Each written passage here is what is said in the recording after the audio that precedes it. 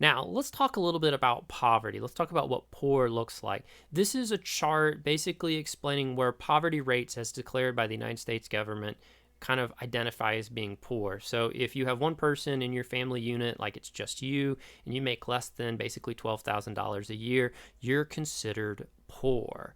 If you have two people, say a young couple, 15,930 is the cutoff for poverty. Likewise, if you had a family, say there's a child and two parents, three people in that household, they need to make more than basically 20,090 to be considered not poor. Of course, you can see this goes on down. And this is also for the continuous United States. This is not Alaska and Hawaii that actually have their own poverty lines that are slightly higher than the ones for the other 48 states, simply because there's a lot of transportation that has to happen to get stuff to Alaska or to Hawaii. But this is what poverty looks like on paper. Take a moment. Do you consider yourself poor? Are you identified as poor by the government, but maybe you don't consider yourself poor? This is something to think about. Now, let's talk about some other common trends that we see in poverty. This is slightly dated information, but it was some of the most current that I could get. This is from the 2017 ACS, as I recall. Now, if we start to look at what percentage of the population a group falls in versus their percent of poverty, we see some really weird things happen. For example, we see that people under 18 account for roughly 23% of our population, but they actually account for 1 in 5 of the people who are identified as poor. That's a lot. That means that basically 1 in 5 children in the United States is experiencing poverty. What does that mean for the future? What does that mean in terms of social distance and the strain that might put on our society? Now, 18 to 64, most likely the age group where you're falling, at 62% of the population, but only 13% of the poverty. Why the difference? Well, think about it. This is the generation that's most likely working. So if you're working, most likely you're not experiencing poverty. You might still be. In fact, 13% of those people are, but it's a slightly less odds because you have some kind of income coming in, and you also may have more than one person with a job in your household, which that alone pretty quickly pushes you past the poverty rates.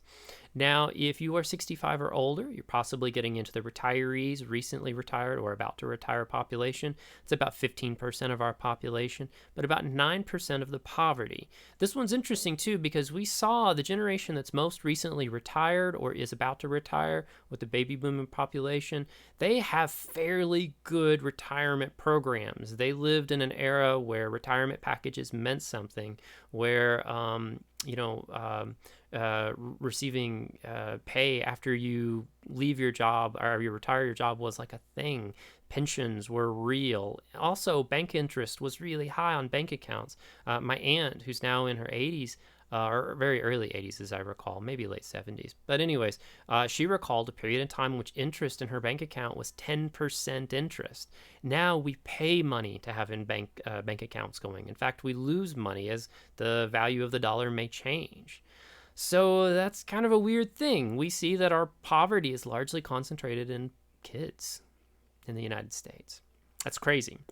Let's also talk about some other things here. If we look at how poverty breaks down by racial categories, we see some really bizarre things. People who are white and who in 2017 would have identified as non-Hispanic, because at the time Hispanic was not legally treated as being a race just yet, but it is now. So you would have said you were white non-Hispanic. I would say I'm not white non-Hispanic.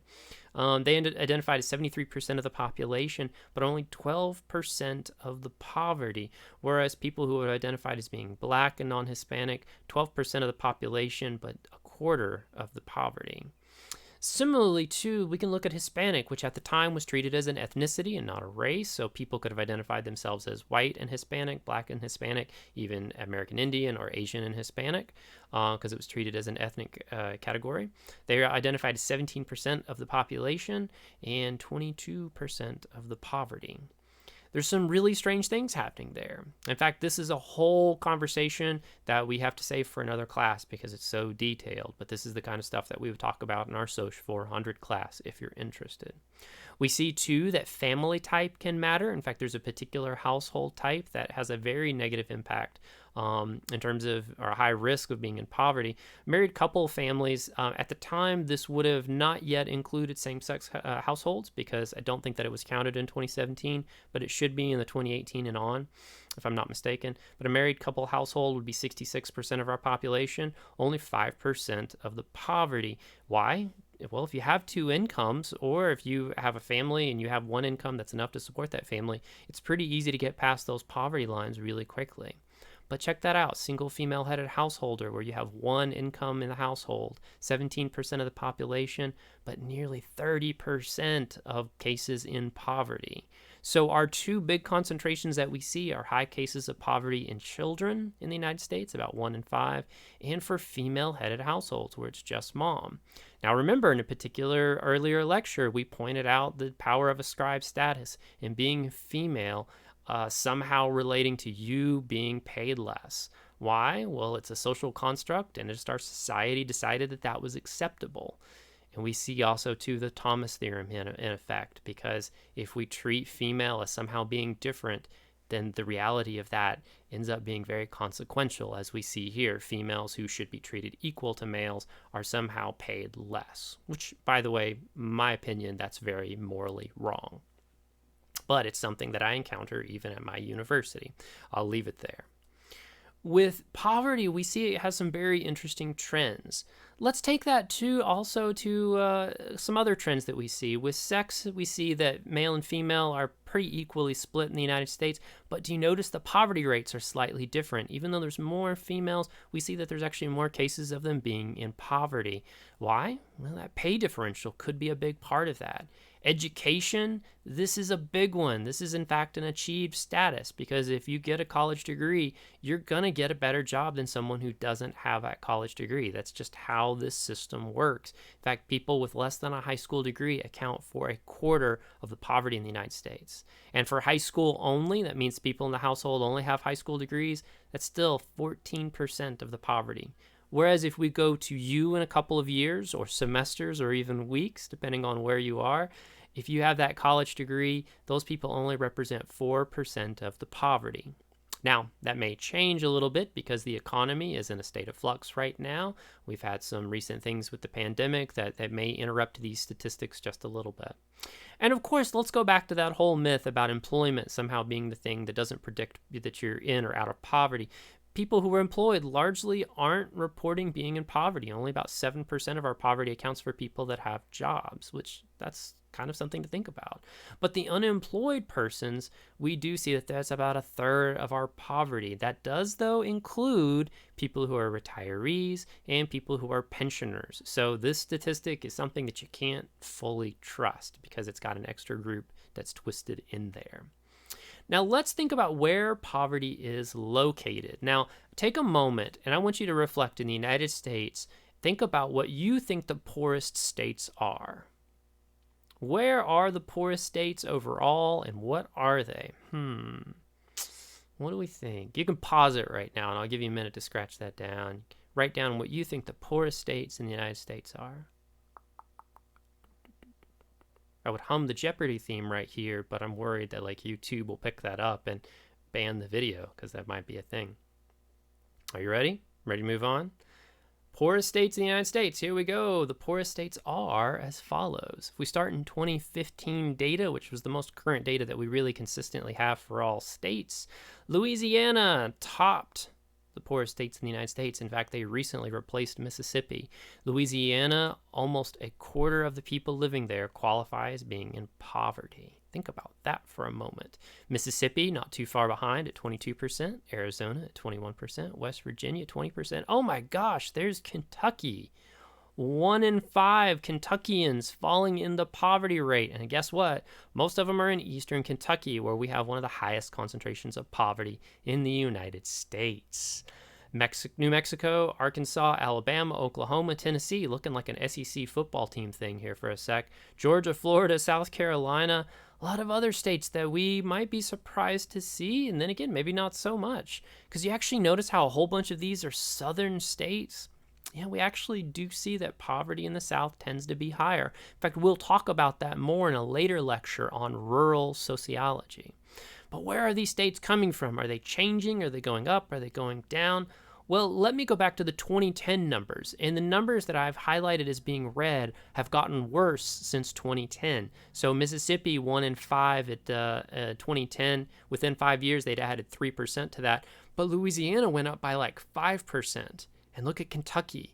We've actually, in the last, from 2010 to 2015, and frankly, probably continuing today, our poverty rate continues to go up. In fact, back in 2010, we were at 14.8%, and that was really right in the schemes of recovering from the Great Recession.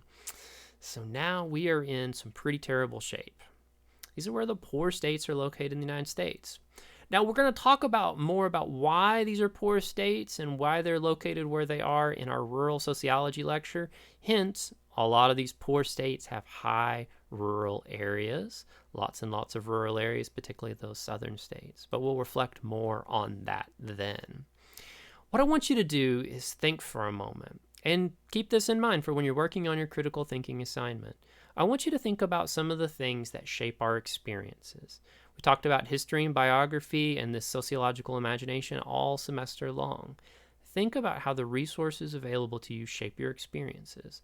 Likewise, think about ascribed statuses, how things like being female or being a certain race can impact your experiences for very different outcomes. I always think about the fact as being a white male has actually made my career a lot easier.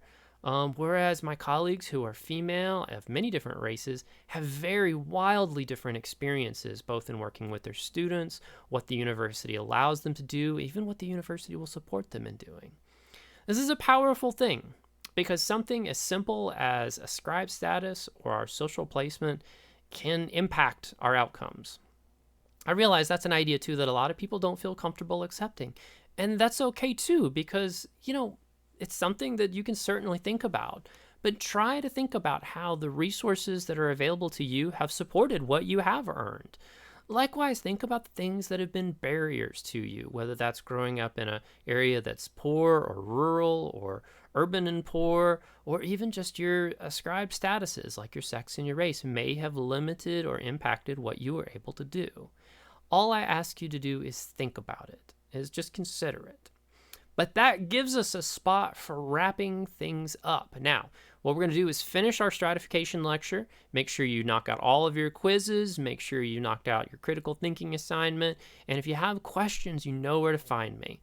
All I want you to do is think about these resources. And it's not saying that if you have more resources, it's a bad thing or a good thing. It's neutral. We're just asking you to think about how those have impacted you. Because what I find is that if I can think about how resources have impacted me, it also helps me understand other people's experiences in a very valuable way. We're going to leave it there. If you got questions, you know where to find me. Otherwise, I will see you in our next section lecture series. Take care.